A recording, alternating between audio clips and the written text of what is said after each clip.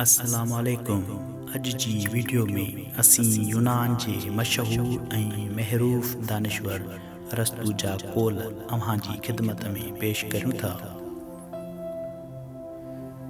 कावड़ उन सड़ंदड़ लकड़ी वांगुरु हूंदी आहे जेका ॿियनि खे साण खां पहिरीं पाण खे साड़ींदी आहे।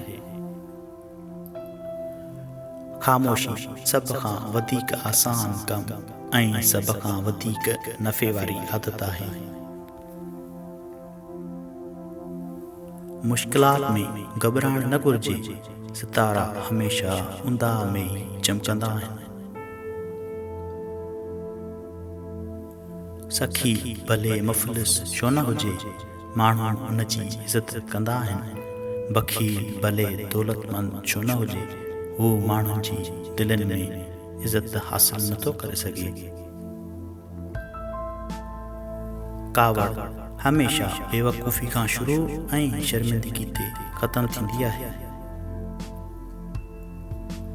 अरस्तू खे कंहिं चयो त मूं हिकु मोतबर माण्हू खां तव्हां जे बारे में कुझु ग़लति ॻाल्हियूं ॿुधियूं आहिनि।